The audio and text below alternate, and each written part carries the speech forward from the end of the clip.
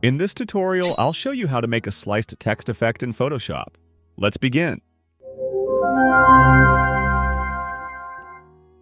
First, add a solid color adjustment layer. Enter the given color code and click OK.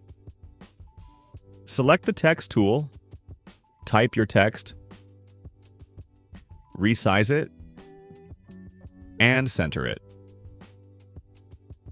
Pick the polygonal lasso tool. Draw a selection as shown. Click the Layer Mask button. Press Ctrl and J to duplicate the text layer.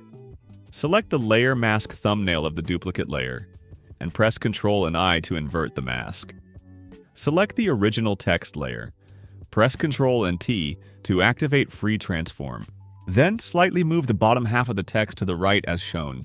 This creates the sliced effect, making the text look split into two pieces.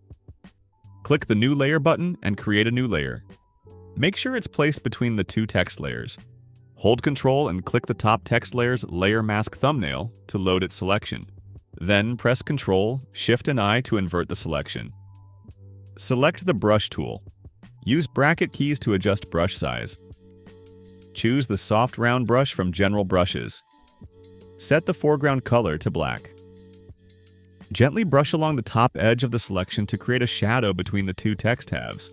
This makes the sliced effect look more realistic. Press Ctrl and D to deselect. Select the Eraser tool. Erase the shadow from the side edges as shown to make it look natural. Reduce the shadow layer's opacity to 90%.